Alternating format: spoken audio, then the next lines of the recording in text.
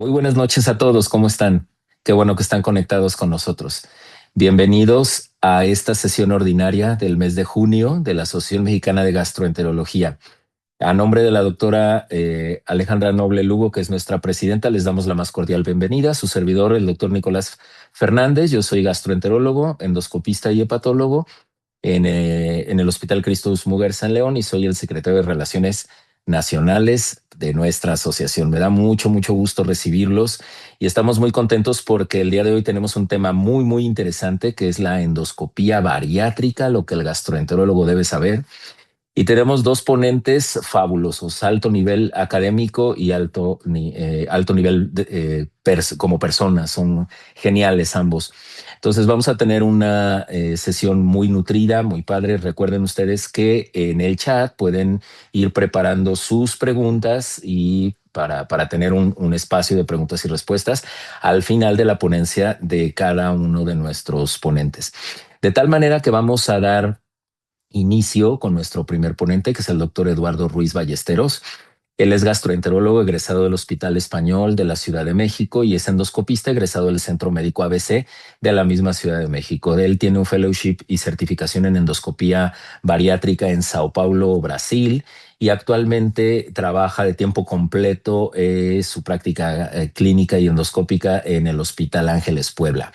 Muchísimas gracias, Eduardo, por estar aquí con nosotros. Gracias por participar en la sesión y te dejamos para que inicies tu charla. Perfecto, pues muchas gracias Nicolás por la invitación a participar en esta sesión. Muchas gracias a la AMG por invitarme a participar con Sergio y esperemos que esta sesión les guste a todos y vamos a empezar. Entonces, yo les voy a hablar de los conceptos básicos, un poco de la introducción de la endoscopía, de este tema de la obesidad que se me hace sumamente interesante, las líneas de tratamiento, ahora con los nuevos GLP-1, las opciones de cirugía bariátrica, metabólica, terapias endoscópicas, lo que tenemos que saber como gastroenterólogos clínicos, balones intragástricos, procedimientos endoscópicos que ya lo vamos a ver un poquito más a fondo con Sergio y otros métodos de pérdida de peso, de malabsorción y pues revisión endoscópica también en cirugía bariátrica, que muchas veces nos toca como gastroenterólogos y endoscopistas. Entonces, a manera de introducción, como saben, este problema de la obesidad es una pandemia que está afectando a más de 650 millones de personas en el mundo. O sea, la obesidad la podemos calificar o identificar como obesidad tipo uno, tipo 2, tipo 3, pero un índice de masa corporal igual o mayor a 30 lo podemos considerar ya como obesidad. Lo importante de esto son todas las comorbilidades relacionadas, por ejemplo, diabetes mellitus, síndrome metabólico, la esteatosis hepática asociada a disfunción metabólica. Todo esto ha continuado en aumento también con esta obesidad. Para el 2030 se espera que más de 1 billón de personas, 1.000 millones, van a estar afectadas con obesidad en el mundo. La Perdón, predis Lalo, ¿nos compartes pantalla, por favor? Creo que por ahí hay algún tema. Pues como les decía, vamos a hablar de la obesidad que como definición es un índice de masa corporal mayor o igual a 30. Esa obesidad se va a clasificar en distintos grados. Es algo que está afectando a más de 650 millones de personas en todo el mundo. Lo importante de esto es todas las comorbilidades que se relacionan: diabetes mellitus, síndrome metabólico, esteatosis hepática asociada a disfunción metabólica, a algunos cánceres que también vamos a platicar. Y se predice que para el 2030, el 2030, el número de personas va a incrementar a más del doble. La de predisposición genética, las dietas no balanceadas y todos estos hábitos sedentarios de algunos de nuestros pacientes, pues forman parte de esta etiología multifactorial que contribuyen a la obesidad. Cuanto a las líneas de tratamiento, tradicionalmente se incluían modificaciones en el estilo de vida, medicamentos orales, medicamentos inyectados o subcutáneos, las cirugías metabólicas y bariátricas. Sin embargo, se ha visto que a pesar de que los pacientes tengan una actividad física de alta intensidad, restricciones calóricas, programas de apoyo y cambios conductuales, muchas veces esto se asocia solamente a pérdida de peso mínima a moderada. Estos agonistas del GLP, los famosos GLP-1 que ya los conocemos, están por todas partes. Empezamos a darle atención como clínicos en todos estos efectos de los GLP-1, en el control de la concentración de glucosa en sangre, en la estimulación de la secreción de insulina, biosíntesis de insulina, toda esta fisiología en el manejo de secreción de glucagón, retraso en el vaciamiento gástrico, toda esta inhibición del apetito y del límite de ingesta que pueden tener los pacientes. Entonces, todos estos medicamentos, como ya lo saben, han incrementado la prescripción en los últimos 2 años y en muchas veces lo estamos viendo en pacientes que no han tenido una respuesta adecuada a actividad física, que están reganando peso después de ciertas terapias, de dietas, de ejercicio y que no han tenido la respuesta que esperamos. Siempre hablábamos también de las cirugías bariátricas, ya el tema quirúrgico, ahorita vamos a tocar lo endoscópico, pero se consideraban los tratamientos más efectivos en la obesidad clase 2 y clase 3. Claro que esto representa pues un mayor costo para los pacientes, tienen muy buena efectividad descrita en todos los estudios, pues son invasivas, tienen complicaciones asociadas y muchas veces no todos los pacientes son candidatos para someterse a estos procedimientos. Entonces, ahí vienen lo que nos toca a nosotros hablar, las terapias endoscópicas bariátricas y metabólicas, que en las últimas 3 décadas se han refinado y desarrollado muchísimas opciones. Entonces, estas se dividen en dispositivos que se pueden colocar dentro del estómago, dentro del intestino, o procedimientos gástricos y del intestino delgado. Pues, los dos van a estar enfocados en esa pérdida de peso y, por ejemplo, en las dispositivos, el efecto secundario va a ser pues cambios en esas condiciones metabólicas en nuestros pacientes. Lo que tenemos que saber como gastroenterólogos desde la primera consulta, conocer y entender a nuestros pacientes. Cada vez que llega un paciente, pues entender esos antecedentes familiares, personales, las cirugías que han tenido, a qué se dedican, las actividades, la dieta, sus hábitos en general. O sea, siempre es una cita que puede durar hora, hora y media para encontrar y saber qué está pasando con nuestros pacientes, si tienen un gusto o no por actividad física, si tienen alguna dificultad para hacer ejercicio, enfermedades reumatológicas o cirugías, operaciones de ortopedia, enfermedades cardiovasculares, todo ese interrogatorio va a ser sumamente importante. También tenemos que buscar trastornos emocionales, psiquiátricos, uso de medicamento, la percepción que tienen también nuestros pacientes de su cuerpo y de su físico va a ser muy importante para poder elegir un tratamiento adecuado y ver cuál va a ser el mejor procedimiento, la mejor opción para ellos. En cuanto a los efectos reales de la pérdida de peso, la pérdida de peso es el factor predictor más importante para mejorar esas comorbilidades de las que hablábamos. Una pérdida de más de 5% del total de peso corporal se va a asociar a disminución en los niveles de glucosa, en insulina, en los triglicéridos, en esas pruebas de funcionamiento hepático. Y estamos viendo también en todos los estudios, pues mayor del 8%, 10% van a tener pues mucha mejoría en todos esos laboratorios. Algunos estudios que se han presentado en cuanto a las biopsias hepáticas que se han tomado en pacientes antes y después, encontraron características histológicas significativas en cuanto a la esteatosis hepática, en 90% hasta resolución completa de esa esteatohepatitis y 45% de regresión en la fibrosis hepática. Entonces, ¿cuáles van a ser las metas de las terapias y tratamientos endoscópicos? Van a depender del tipo de intervención, como les comentaba. Entonces, para las gástricas, balones, remodelamientos gástricos endoscópico, la manga gástrica endoscópica, terapias de aspiración, la meta principal va a ser la pérdida de peso. Para las intervenciones de intestino va a ser un control glucémico y metabólico con una pérdida de peso asociada como factor secundario. Siempre en todos estos procedimientos bariátricos endoscópicos tenemos que pues, ver también contraindicaciones. Pacientes que tienen úlceras gástricas, duodenales, esofágicas, independiente o no de que tengan hemorragia activa, cirugías gástricas previas, si hay presencia o no de varices esofágicas. A veces no, ya interrogamos al paciente, ya tenemos un candidato perfecto, laboratorios todos, pero entramos y vemos una lesión, una tumoración. Entonces va a contraindicar cualquiera de estos procedimientos, lesiones premalignas, tumores esofágicos de la unión, gástricos, duodenales, todo eso va a ser pues, un factor importante. Ya entrando a los primeros temas, lo que tenemos que saber, por ejemplo, de balones, en los últimos años han salido muchas opciones. Lo más importante que como gastros que tenemos que conocer son las características de llenado, si se llenan únicamente por una sola vez, el volumen que se va a colocar, si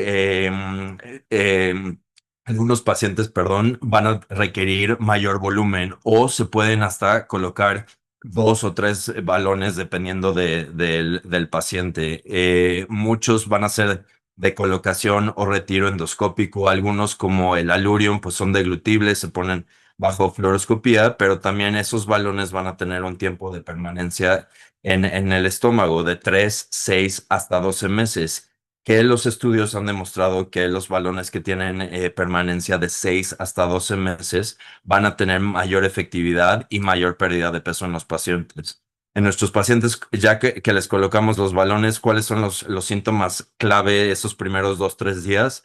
Náusea, vómito, dolor abdominal, reflujo ácido puede incrementar. En los balones, pues son totalmente reversibles. Al retirarlos del estómago, el estómago regresa a su situación anatómica y a las funciones que conserva. Pueden ser una primera línea en estos pacientes con sobrepeso leve a moderado. Pueden llegar a una pérdida de peso total corporal de 10 a 12%.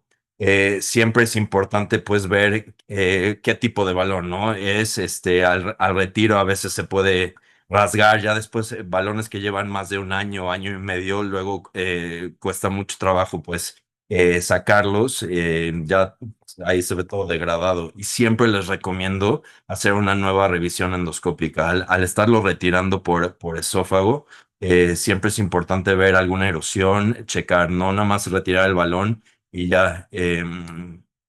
Hay otros métodos que ahorita, pues a lo mejor vamos a hablar con Sergio, el shuttle transpilórico de Baronova Inc. Fue aprobado desde el 2019 en pacientes con obesidad y con índice de masa corporal de 30 a 40. Es un bulbo esférico que se coloca en estómago y va adherido a un catéter. Tengo acá señalador y entonces la esfera pequeña va a quedar por fuera del píloro y va a ser un efecto de em,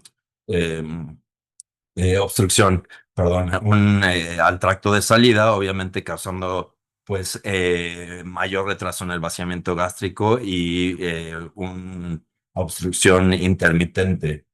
La gastroplastía en manga endoscópica, la manga gástrica endoscópica, pues es uno de los métodos que ya ha llegado a México, se describió desde el 2013, es un sistema de sutura, ahorita les va a explicar todo Sergio con mucho más detalle. Se monta en los endoscopios, tanto de doble canal o de canal único, y pues va a ser suturas endoscópicas de espesor completo para reducir el tamaño de nuestro estómago a una manga pues no quirúrgica, ¿no? Conservando principalmente fondo, fisiología, entonces tiene muy buen efecto. En cuanto a la terapia de aspiración que también se ha comentado, esta fue aprobada por FDA desde el 2014 en pacientes adultos mayores de 22 años y pues el mecanismo principal es la reducción global de la ingesta calórica y de la absorción calórica a través del estómago. Esto se hace a través de un lumen muy similar a una gastrostomía endoscópica percutánea y va conectado a un tubo A, que ese tubo A tiene un sistema de succión en el cual va recibiendo ese contenido gástrico y al final esa aspiración remueve casi al 30% del contenido ingerido y eso se va a desechar. Normalmente se activa de forma automática 20 a 30 minutos postprandial del paciente.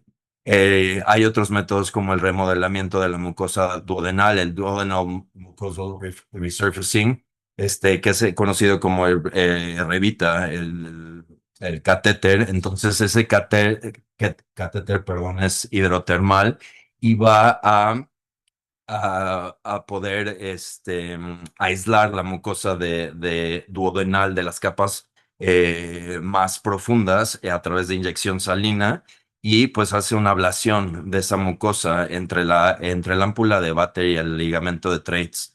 Esto basado en la teoría de que estos pacientes presentan hipertrofia normal con concentraciones más altas de células neuroendocrinas, entonces esto va a ayudar en todo ese control metabólico para el paciente.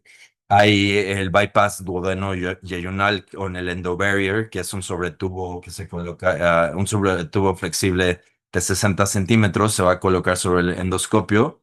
Se puede pasar también a través de una guía y se va a pasar la cápsula a través también del sobretubo y la guía se hace una especie de anclaje y va a quedar como si fuera un stent metálico autoexpandible. Esto tiene una vida media normalmente como de 12 meses y va a hacer una mala absorción semejando a una Y de Roux. Este, mm, Esto también sigue produciendo el flujo adecuado de bilis y secreción pancreática por fuera del sobretubo. Entonces el paciente va a poder también tener una pérdida de peso. El bypass gastroduodeno-yeyunal, este es otro tipo de bypass endoluminal que se coloca desde la unión esofagogástrica. Es un tipo de manga, un fluoropolímero de 120 centímetros y eso se ancla desde la unión y va pasando hasta el intestino delgado. Esto es un procedimiento combinado endoscópico laparoscópico y pues continúa en desarrollo. No hay mucho en la literatura, pero más o menos reportan una pérdida de 37,9% en pacientes, esto a 3 meses. Este, mm, Otros de las revisiones también que nos tocan mucho a los gastroenterólogos son las revisiones endoscópicas después de las cirugías bariátricas. Ahorita Sergio les va a hablar de TOR y de todos los procesos con argón y ablación. Entonces, casi un tercio de los pacientes que se someten a cirugías bariátricas llegan a presentar reganancia de peso. Entonces, estos métodos son también una alternativa para reducir ese outlet o ese orificio de salida y también que el paciente pueda pues continuar. A veces se pueden hacer suturas, pero ahorita lo vamos a explicar un poquito más. Muy importante también para los gastros y los endoscopistas, por lo general en todas estas cirugías bariátricas, nos toca atender las hemorragias, a veces en los sitios de anastomosis, en los sitios de grapas, es muy frecuente que nos hablen para hacer una revisión. Entonces, ese abordaje y manejo de la hemorragia de tubo digestivo alto, pues se hace como todos los abordajes que hacemos, ¿no? En cuanto a la obesidad y el aumento con cáncer, es eso parte también de este tema que me parece muy importante. Se relaciona este desarrollo de obesidad directamente con cánceres tanto no gastrointestinales como de mama, útero, riñones, ovario, tiroides, como algunos gastrointestinales, adenocarcinoma de esófago, de hígado, páncreas, vesícula y cáncer de colon y recto, claro que tienen este impacto. Entonces, al reducir la obesidad nos permite también controlar todos estos distintos factores y pues es un problema de salud crítico ahorita de salud pública, necesitamos mejorar la dieta y la actividad física en nuestros pacientes y todo esto pues parte esencial de la atención médica que brindamos como gastroenterólogos. Entonces también recuerden, los gastroenterólogos a veces somos un ejemplo para nuestros pacientes, o sea, nos ven como un apoyo, nos ven como guías para mantener esa salud digestiva, para ayudarlos a mejorar la dieta. Siempre, pues normalmente también trabajamos con otros servicios como medicina interna, endocrinología, psiquiatría, psicólogos y cirujanos, pero siempre es muy importante entender las necesidades de nuestros pacientes. Tratar de fomentar esta actividad física en los pacientes, disminuir el sedentarismo. Como les comentaba, siempre que un paciente llega y nos dice, ay, doctor, vi que estuvo corriendo, vi a los doctores que organizaron una carrera en el Congreso, o sea, todo eso son ejemplos para tener una mejor calidad de vida y estilo de vida que sí somos, pues, unas guías para los pacientes. Entonces, a manera de conclusión, la obesidad es una pandemia que seguirá en aumento en los próximos años. Requiere una detección temprana y atención médica apropiada. Se relaciona a alteraciones metabólicas, ya lo vimos, como diabetes, hipertensión, riesgo cardiovascular y esteatosis hepática. Existen distintas terapias farmacológicas, endoscópicas, quirúrgicas, que pueden ayudarnos a dar un tratamiento adecuado de la obesidad. Y como gastroenterólogos es es fundamental entender y conocer a nuestros pacientes para poder ofrecer la mejor alternativa y tratamiento. Muchas gracias. Excelente, muchísimas gracias, súper bien. La presentación muy clara. Les recuerdo a toda la gente que está conectada con nosotros que nos pueden ir escribiendo sus preguntas en el chat, en la sección que dice preguntas al ponente, para que al final tengamos un tiempo de discusión, un tiempo de compartir ideas y un tiempo para responder estas preguntas. De tal manera que, bueno, vamos a continuar entonces con nuestro segundo ponente. Nuestro segundo ponente es el doctor Sergio Sánchez Luna. Él es director ejecutivo del Instituto Mexicano de Cirugía Endoscópica y Bariátrica, IMSEB, y es profesor adjunto y codirector del programa de cirugía endoscópica de la Universidad de Alabama en Birmingham. Entonces, muchísimas gracias, Sergio, por estar aquí con nosotros. Te damos la pantalla, te damos el micro y te escuchamos con mucha atención. Muchas gracias. Hola, gracias a todos por la invitación. Es un honor, Nicolás, estar aquí con ustedes y con la Asociación Mexicana de Gastroenterología. Realmente le quiero agradecer a la doctora Alejandra Noble por su muy amable invitación y también agradecerle a Eduardo Ruiz por su gran presentación. Vamos a compartir la pantalla. eh, María, más solamente quiero ver que la puedan ver ustedes. Creo que sí se ve bien ahí, ¿verdad? De parte del equipo técnico. Sí, perfecto. Ok. Este es mi conflicto de interés. Y realmente lo que les quiero hablar hoy es qué viene en el 2026 para la endoscopía bariátrica, ¿no? O sea, qué debemos no solamente saber como gastroenterólogos y endoscopistas, ¿no? Y como endoscopistas bariátricos, pero qué viene de nuevo, ¿no? Que creo que es bastante relevante para nuestra práctica hoy en día, ¿no? A mí me gusta siempre empezar con esta diapositiva porque la obesidad es una enfermedad crónica multifactorial, multidimensional y que tiende a ser recidivante, ¿no? Pero si no entendemos esto y si no tenemos este parteaguas en nuestra práctica, realmente vamos a ser presas o de soluciones fáciles o el paciente va a ser presa de soluciones fáciles, ¿no? Y no vamos a entender que estamos tratando con una enfermedad crónica y con una enfermedad bastante compleja, ¿no? Entonces, es importante que tengamos siempre esto en mente, ¿no? Y que sepamos que ya de manera muy directa a la endoscopia bariátrica, pues bueno, ya tenemos evidencia de tipo 1A, ya tenemos estudios, por lo menos un estudio seminal para los que nos dedicamos a este campo, que es el estudio MERIT, que es un estudio randomizado, evidencia de tipo 1A, que demuestra que la manga gástrica endoscópica es una herramienta segura, efectiva y duradera para el manejo de la obesidad clase 1 y clase 2 y de las enfermedades metabólicas, ¿no? Pero ya tenemos estudios a 5 años que demuestran que el efecto benéfico incluso se continúa a más allá de 5 años. Ya tenemos estudios pequeños, ¿no? Muestras pequeñas, pero incluso ya tenemos otro tipo de evidencia que demuestra que es efectiva incluso hasta 10 años, ¿no? Y siempre el coco ha sido cómo comparamos la manga gástrica endoscópica con la gastrectomía laparoscópica, ¿no? O la manga gástrica laparoscópica tradicional, la gastrectomía en manga, ¿no? Realmente aquí lo importante es saber es que especialmente cuando comparamos los pacientes con obesidad clase 1, ¿no? Realmente sabemos que la manga gástrica endoscópica no es inferior a la gastrectomía en manga, eso es uno, y que también produce un efecto metabólico y de peso similar a esta, ¿no?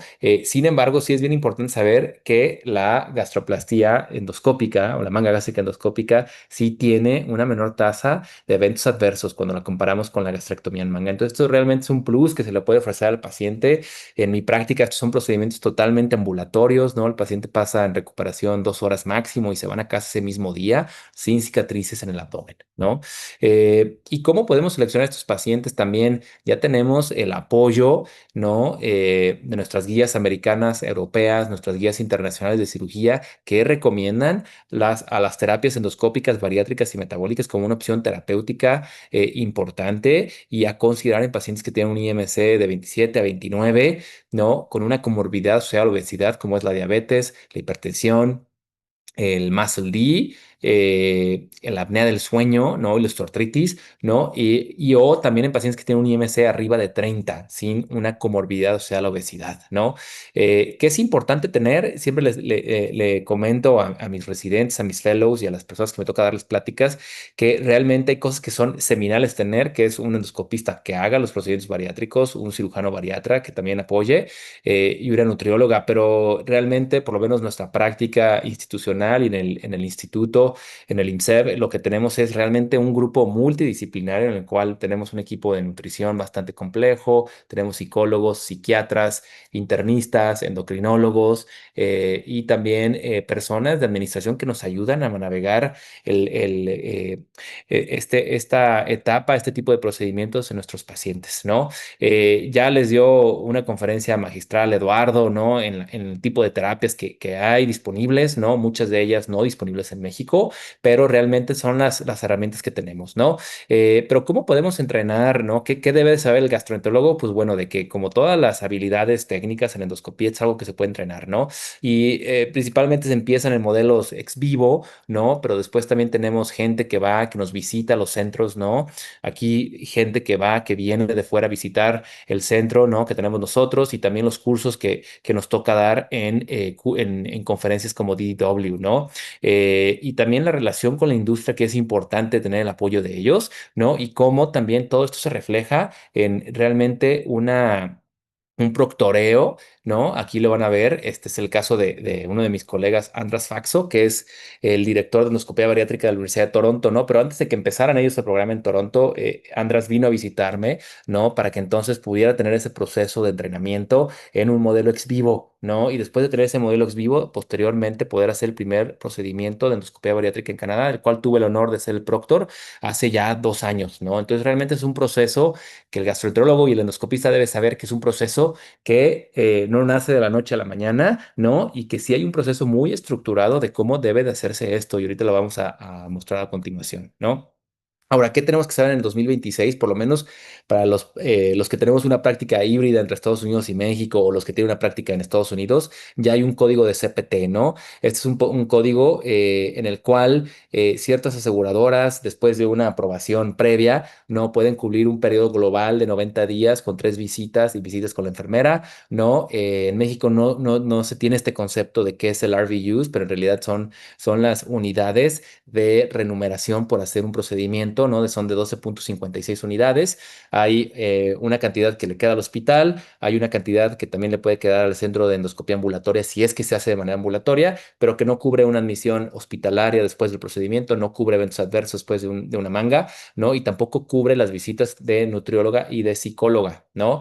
Pero ya también en este 2026, ya la Asociación Americana de Cirugía Bariátrica y Metabólica le dio un endorsement, ¿no? Que un endorsement es realmente un apoyo a esta terapia, ¿no? ¿Por qué? Porque ya hay un cuerpo de evidencia significativo, importante, de que es una terapia no solamente realmente que ofrece un beneficio a corto, mediano y largo plazo, pero es segura y puede ser repetida, ¿no? Entonces realmente ya tenemos un código CPT, ya tenemos el endorsement de varias sociedades de endoscopía y de cirugía, ¿no? Y eso también ha cambiado en el 2026, ¿no? De ahora, ¿qué también es nuevo en el 2026? Pues bueno, la terapia pancreática de GLP-1, ¿no? Ahora, ¿cómo funciona esto? Esto lo que tenemos que entender es que eh, es realmente inyectar un adenovirus que está codificado para que entonces el páncreas produzca de manera endógena GLP-1, ¿no? En lugar de que el paciente se lo inyecte una vez a la semana, ¿no? O de que se lo tome de manera diario, esto es algo que podemos administrar por ultrasonido endoscópico, ¿no? Ya hace 2 años empezaron a hacer los primeros estudios en animales, principalmente, todavía no hay estudios en humanos, pero también, ¿qué se hace? Pues realmente lo que se hace es aplicar esta terapia. Uno de mis mentores y amigos, el doctor Christopher Thompson, en Boston, ya llevaron un estudio preclínico en modelo animal y próximamente será en modelos ya en pacientes, en el cual se hace una inyección del adenovirus por ultrasonido endoscópico. Entonces lo que hacemos es pasamos el tubo de ultrasonido y localizamos el cuerpo y la cola del páncreas, y en estas regiones donde se inyecta con una aguja de ultrasonido endoscópico de 27 gauge, ¿no? Que es una aguja muy pequeña en la cual se inyecta alicuota de adenovirus, pero se inyecta de una manera muy controlada realmente con un inyector bastante específico. ¿Por qué? Porque un evento adverso de esta terapia es que se pueda tener el paciente pancreatitis, ¿no? Entonces es un volumen que se inyecta de manera pequeña y controlada, y lo que queremos hacer es que entonces la transcripción y la translación de esta proteína de GLP-1 incremente. Y ya tenemos estudios preclínicos en modelos animales en los cuales demuestran que esto es efectivo, ¿no? Y que es realmente repetible en modelos animales. Y yo creo que en los próximos 2 o 3 años tendremos ya evidencia en humanos de cómo se puede hacer esto, ¿no? ¿Qué ha cambiado desde el año pasado y este año? Bueno, pues desde el año pasado un grupo de expertos nos reunimos para establecer estándares de calidad, tanto para la manga endoscópica como para el TORE, que es la reducción del tracto de salida gástrico en pacientes que tienen reganancia de peso recurrente después de un bypass gástrico, ¿no? Pero hay ciertas habilidades cognitivas, técnicas, pasos fundamentales del endoscopista que hace el procedimiento, conocimientos de energía también, porque muchas terapias son terapias híbridas, y de patrones de sutura que son indispensables para que el endoscopista realice esto, ¿no? Cómo elegir el paciente, cómo manejar los dispositivos, cómo resolver eventos adversos, cómo darle seguimiento a estos pacientes, ¿no? Entonces, estos son documentos muy extensos, pero por razón de tiempo, lo que me quiero abocar es que también técnicamente hay ciertos pasos de sutura que son fundamentales, ciertas maneras en las que se da un punto y que nos cercioramos de que se dé un punto para que sea un punto de espesor completo, ¿no? Y cómo tenemos que tener una anatomía endoscópica de cómo se ve una manga endoscópica, ¿no? En el lado derecho pueden ver foto de uno de mis pacientes, es un estómago nativo antes de una manga endoscópica, y así es como se ve después de una manga endoscópica. Entonces tenemos que tener esta configuración espacial endoscópica de cómo se ve una manga endoscópica para que entonces podamos replicar este procedimiento de manera segura, efectiva y duradera, ¿no? Y también tenemos los parámetros de calidad para TORE, ¿no? Desde cómo hacer la ablación, cómo preparar al paciente, cómo seleccionarlo, cómo quemar, hacer la ablación con argón, cómo empezar a suturar, ¿no? Usualmente lo que recomendamos es que se den puntos de manera continua, y hay evidencia que demuestra que los puntos de manera continua producen una pérdida de peso mucho más robusta que los puntos interrumpidos, ¿no? ¿Y cómo hacemos esta terapia para que entonces el paciente tenga un procedimiento exitoso, ¿no? Yo a lo que los quiero invitar como gastroenterólogos es a que pensemos en qué paradigma tenemos en el pasado y qué es lo que viene, ¿no? Por muchos años tuvimos este paradigma de la sutura, ¿no? Y todos estos debates de cómo debemos de suturar y qué patrón debemos de suturar, ¿no? Que todo esto sigue siendo muy relevante, ¿no? Y la sutura, por supuesto, que demanda una curva técnica cognitiva bastante importante, ¿no? Pero principalmente la manga gástrica endoscópica, pues bueno, es un procedimiento restrictivo al inicio, pero el mecanismo de pérdida de peso a largo plazo de la manga gástrica endoscópica es también un retardo del vaciamiento gástrico, ¿no? Pero yo lo que los invito es el nuevo paradigma, yo le digo, es la revolución de la energía, ¿no? En la que realmente tenemos este entendimiento que hay múltiples, hay una interacción bastante compleja y dinámica a corto, mediano y largo plazo de distintos métodos y distintas maneras en las cuales se comporta el organismo, desde la restricción, desde el retraso en el vaciamiento gástrico, la ablación de la mucosa y cambios hormonales, ¿no? Ahorita en la derecha van a ver un procedimiento que ahorita os voy a platicar a continuación qué es lo que es, ¿no? Entonces tenemos esta energía en la revolución en la cual hay distintos procedimientos que ya tenemos, ¿no? Como la ablación de la mucosa gástrica, del fondo gástrico con o sin gastroplastía endoscópica en ese mismo momento. Tenemos el GEM, que es la gastroplastia con una miotomía endoscópica. Tenemos el ISD-TOR, que es la disección endoscópica de su mucosa con TORE. Y tenemos el BIM, que es la miotomía del antro para endoscopía bariátrica, ¿no? Ahora, ¿qué es la miotomía endoscópica con gastroplastía? Les voy a presentar el video de cuál fue el primer caso en México y en Centroamérica que tuve el honor de hacer el año pasado, ¿no? En un curso en vivo que tuvimos en México. Aquí lo que es bien importante considerar como gastroenterólogos es que el estómago tiene distintas fases de cómo se procesa el alimento, ¿no? Tenemos el fondo, que principal función es acomodar. Después tenemos el cuerpo, es que la función también de triturar el alimento y de moverlo al antro. Y después tenemos la bomba antral, que su función principal es expulsar el alimento hacia el duodeno, ¿no? Entonces, realmente, si tenemos esto en comparación, lo que queremos hacer con una gastroplastia, con una miotomía endoscópica, son dos cosas. Uno, hacer una miotomía del antro para generar un retardo en el vaciamiento gástrico por disminuir la función de la bomba del antro, ¿no?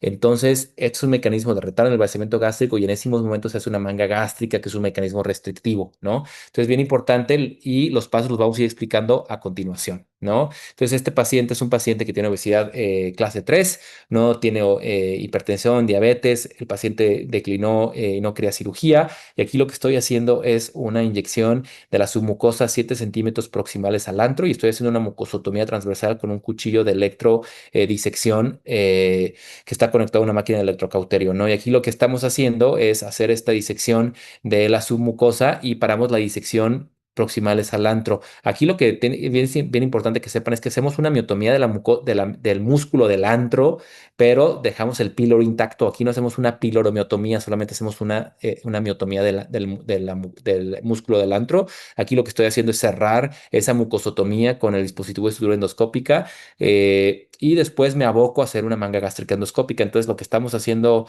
ahorita, lo que pueden ver a continuación, es esta gastroplastía en manga, en la cual estoy haciendo aquí un neopíloro, y lo que estoy haciendo es recrear este neopíloro para que entonces el alimento se quede por más tiempo en esa parte del cuerpo.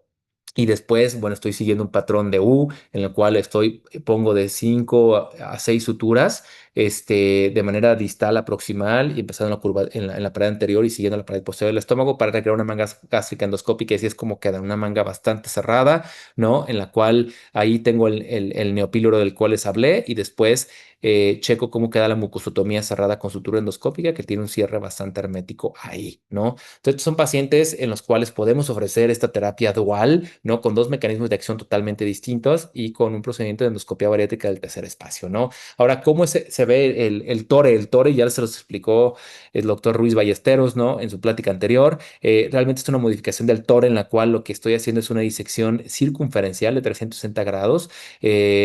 De la mucosa de esta anastomosis gastroyeyunal. Empiezo la disección 1.5 centímetros proximales a la anastomosis. Lo que quiero hacer es realmente hacer esta disección circunferencial, exponer el músculo, después hacer ablación de la mucosa proximal y distal a la disección. Ahora, ¿qué sentido tiene cortar la mucosa? ¿No? Es bien importante, ¿no? Realmente, si nos ponemos a pensar, la mucosa realmente es nuestro enemigo cuando nos abocamos a hacer procedimientos de reducción del tracto de salida. Por eso hacemos la ablación, ¿no? Con argón seguida de sutura, ¿no? Y lo que queremos hacer es realmente exponer el músculo para que entonces el punto de sutura vaya directamente en el músculo, y que entonces ya hay un estudio que no es una muestra tan grande, pero que sí demuestra que el ISD-TOR produce una pérdida de peso un poco más robusta que el TOR tradicional con argón y sutura, ¿no? Por supuesto que esto implica experiencia en técnicas del tercer espacio, implica un poco más de tiempo y de costo, ¿no? Pero aquí lo que estoy haciendo es poner aproximadamente 11 puntos en sentido contrario a las manecillas del reloj. Entonces empiezo a las 5 de la tarde y me voy 5, 4, 3, 2, 1, y después regresamos a esa parte de las 5 de la tarde y después cruzo 1 o 2 puntos de sutura para que entonces esta anastomosis quede bien cerrada. Ahora, aquí lo importante que ustedes tienen que saber como gastroenterólogos, ¿no? Es tener en cuenta que aquí yo no puedo cerrar una sutura y simplemente calibrarlo a ojo de buen cubero, ¿no? Yo necesito pasar un balón, que es lo que viene a continuación, por el canal accesorio de un endoscopio terapéutico doble canal. ¿Por qué? Porque tengo que calibrar el cierre a 7-8 milímetros, que es este balón. ¿Por qué? Porque entonces, si no, yo causo un cierre total de esta anastomosis, ¿no? Ahora, también lo que los quiero invitar que pensemos como gastroenterólogos es que hay cosas que como endoscopista bariátrico tenemos que saber resolver, que son efectos adversos a largo plazo que van más allá de la reganancia o de la pérdida de peso, ¿no? Uno es que el paciente pierda más peso del esperado, es decir, un paciente que tiene una cirugía bariátrica previa y que por azares del destino desarrolló un cáncer, ¿no? Y que tiene caquexia, ¿no? De posterior a esto, ¿no? La obstrucción del tracto de salida gástrico en un paciente que tiene un bypass gástrico y que desarrolla una obstrucción en el estómago remanente, ¿no? Que puede ser causado por una tumoración en la cabeza del páncreas, una estenosis péptica benigna, una estenosis maligna o denervación del vago que causa un pilorospasmo en este segmento, ¿no? Del estómago remanente. La reganancia de peso, que ya la hablamos, y también un síndrome que creo que como gastroenterólogos es importante tener, que es el síndrome de disfunción esofágica post cirugía bariátrica y que ahorita vamos a hablar un poquito de esto, ¿no? Ahora, ¿qué pasa con la pérdida de peso excesiva después de un bypass gástrico?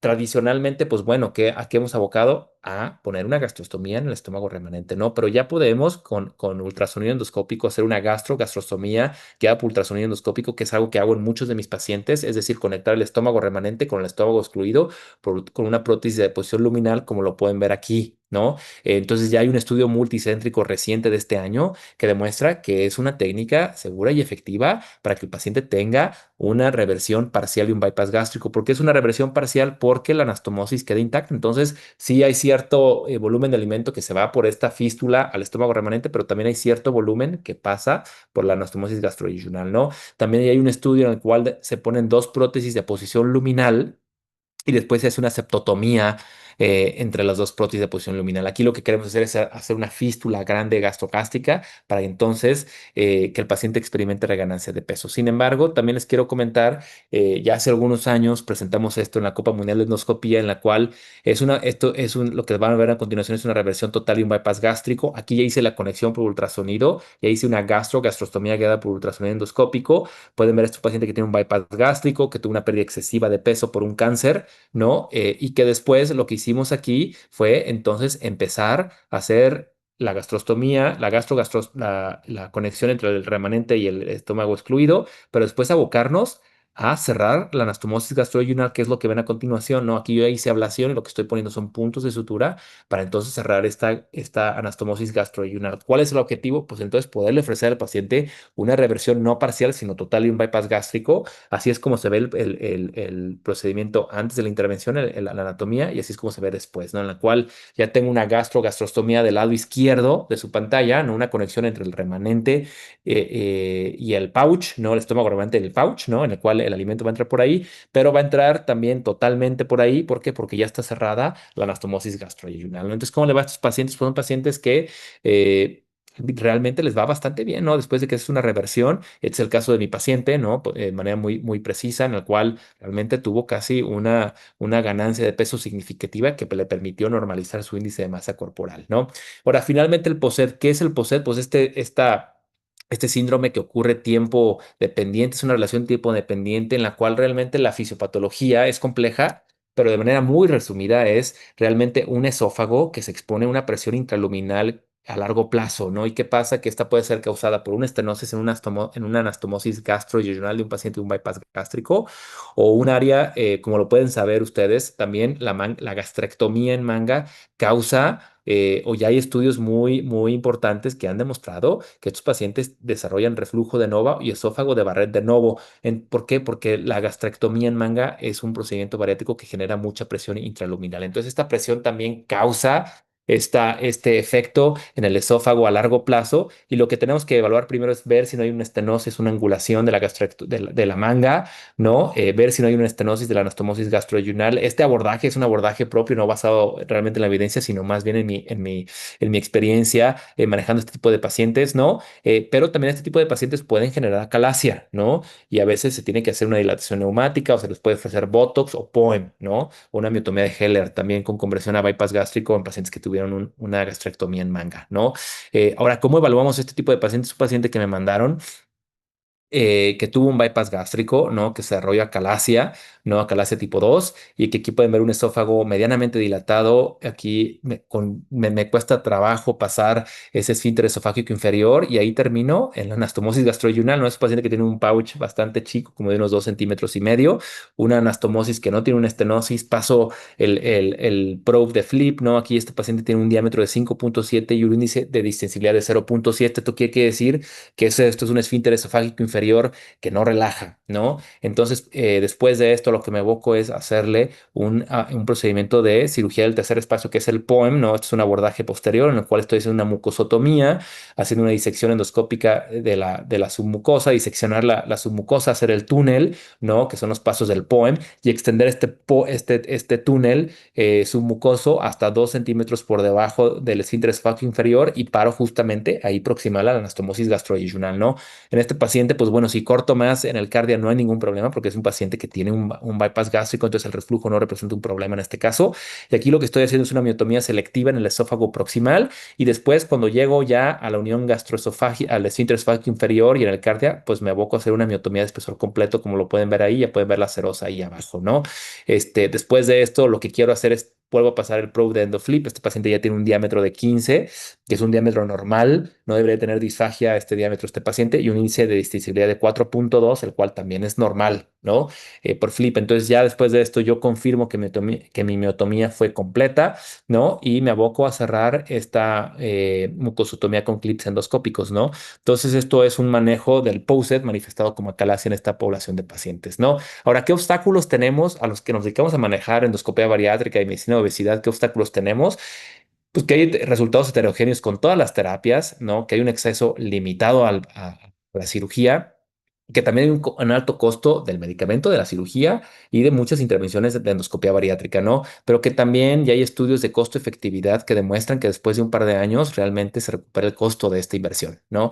Pero algo que tenemos que saber como gastroenterólogos, pues es el rebote que pasa después de descontinuar un GLP-1. Ya este año tuvimos revisiones sistemáticas, metaanálisis bastante serios, ¿no? En lo cual demuestran que un importante porcentaje de los pacientes que paran este tipo de medicamentos tienen reganancia del peso, ¿no? Y que es bien importante saber que por lo menos ya al año 2 casi al año 2 después de parar, ¿cómo se llama? Medicamento como de tipo GLP-1, estos pacientes experimentan ya reganancia casi de todo el peso que perdieron en el tratamiento. Entonces, ¿qué es importante? ¿Qué nos tenemos que llevar a casa? ¿No? Que la obesidad es una enfermedad crónica y que el uso del medicamento GLP-1 es un uso que debe ser de manera crónica, casi de por vida, ¿no? ¿Por qué?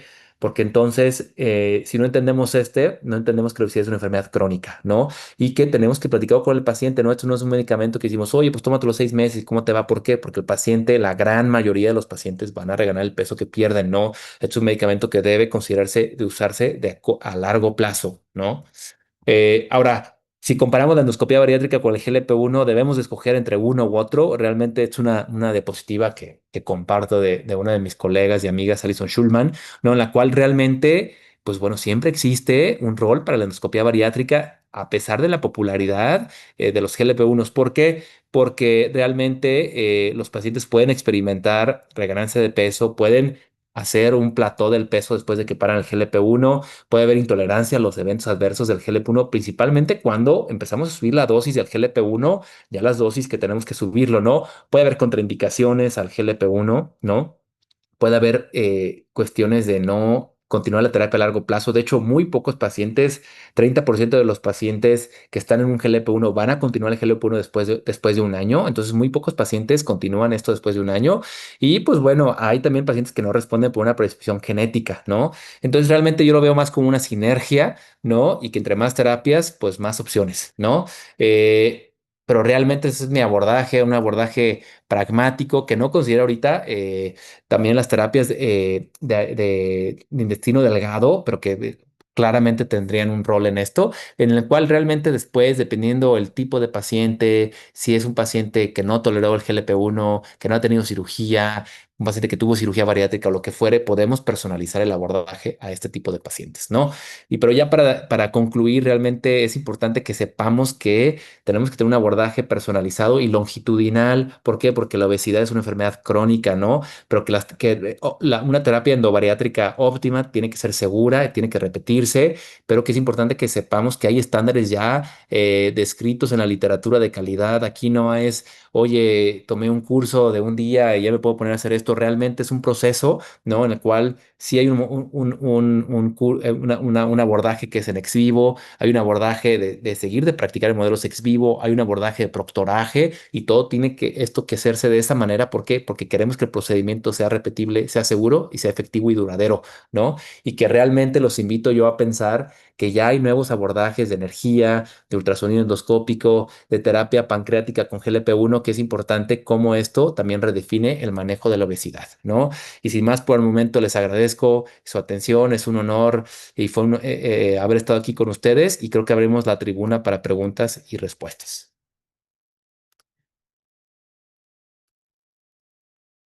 Perfecto, muchas gracias, Sergio. Definitivamente creo que muchos de nosotros hemos quedado súper impresionados, ¿no? Con todas estas cosas nuevas que nos están platicando y con toda con las dos charlas que fueron excelente, ¿no? Eso es padrísimo.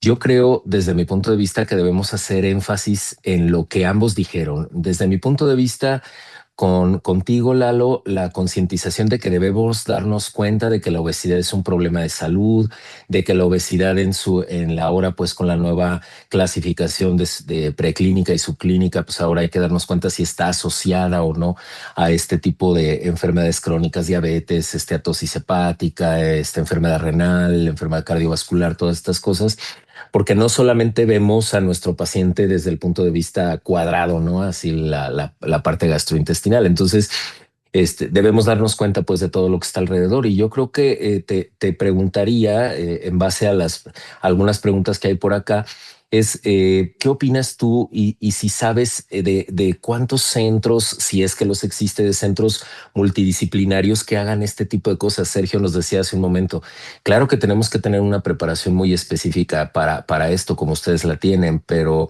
o sea, no podemos aventarnos a hacer este tipo de procedimientos, pero creo que antes de eso es como estructurar equipos multidisciplinarios. ¿Tú, Lalo, tienes algún equipo así? ¿Sabes de equipos en nuestro país que estén estructurados para tratar este tipo de problemas? No solo el gastro, no solo el endoscopista, o sea, nutrición, enfermería, como nos decía Sergio, Sí, psicología, psiquiatría. Ujú. sí, pues creo que en la mayoría de los hospitales y centros y de tercer nivel, en tanto Ciudad de México, Guadalajara, Monterrey, y todos los que hacemos algo de endoscopia bariátrica o que estamos en esto del tratamiento de obesidad, trabajamos con un equipo multidisciplinario. O sea, creo que los nutriólogos son nuestro pilar, los internistas, el endocrinólogo, el apoyo con psicología y psiquiatría siempre, o sea, es justo formar un equipo como para el tratamiento de todas las otras enfermedades, para cuando es algo de oncología, cuando es algo de hígado, que también es un equipo, el gastro, el hepatólogo, el endoscopista, o sea, es un equipo de varias personas que van a dar el mejor tratamiento a estos pacientes. Claro, Sergio, si quieres comentarnos algo al respecto. Digo, tú eres, vaya, fundador de un centro como este. ¿Qué opinas? Sí, mira, realmente yo siempre le digo a mis pacientes que realmente el éxito que ellos tienen con una terapia endoscópica, bariátrica y metabólica, el 50% es el procedimiento y el 50% es toda la estructura que tienes como instituto para ofrecérsela al paciente, ¿no? ¿Por qué? Porque, bueno, evidentemente no es una enfermedad fácil, es una enfermedad compleja, multifactorial, multidimensional y que tiene que ser recidivante, ¿no? Y por eso tenemos que abordarlo de esta manera, ¿no?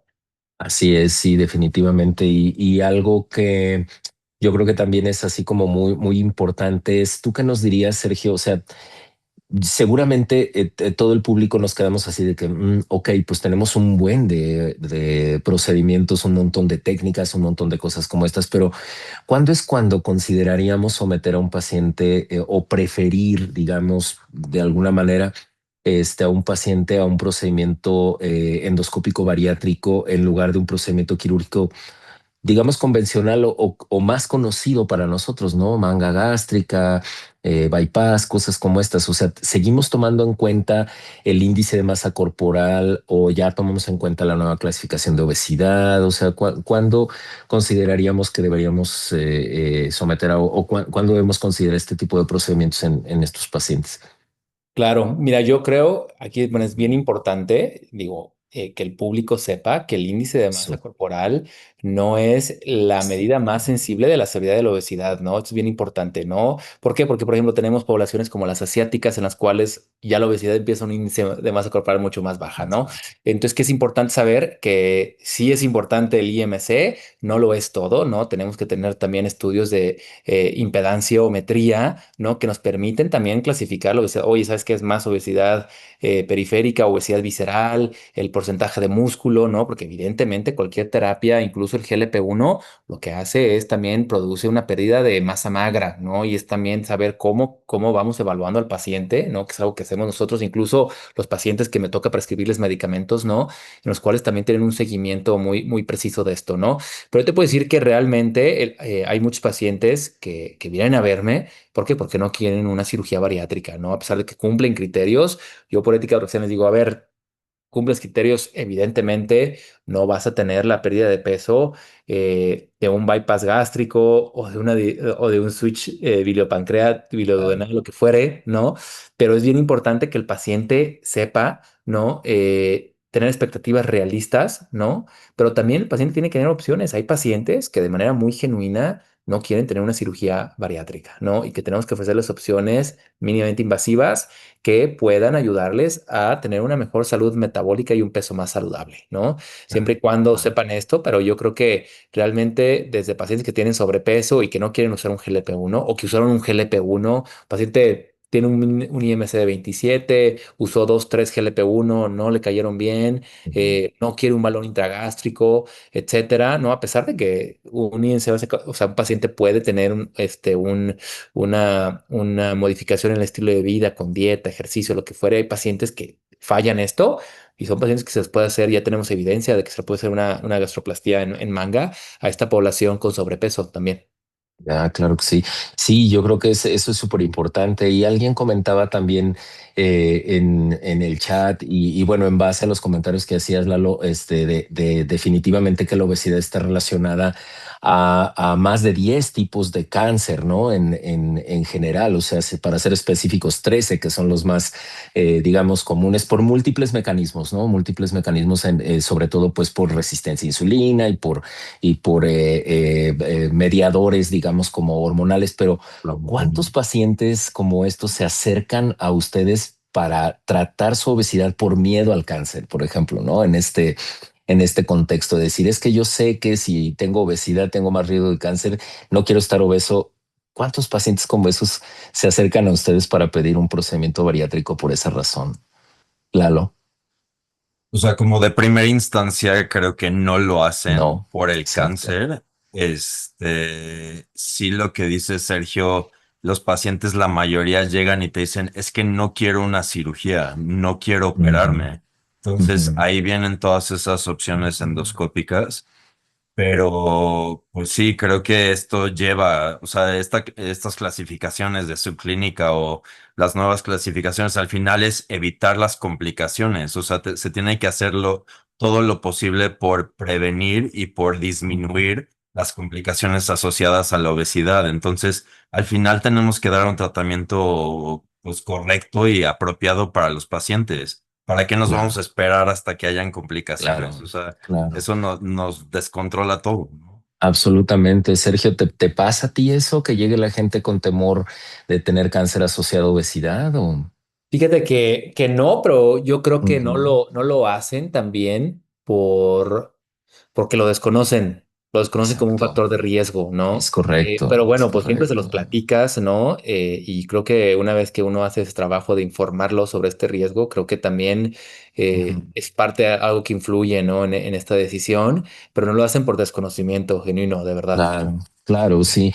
Y ustedes dicen, bueno, mucha gente prefiere este tipo de procedimientos porque no se quieren operar, pero Mm, Pues sí, es que si somos estrictos, pues esto también es un procedimiento quirúrgico, claro, endoscópico, ¿verdad? Es el punto, pero yo creo que es más el impacto de la fama o del desconocimiento, de los malos conceptos que tenemos de la cirugía bariátrica, ¿no creen? Ese es el punto, y a lo mejor aquí lo más importante pues es orientar a los pacientes y explicarles que también los procedimientos quirúrgicos bariátricos pues son adecuados, ¿no?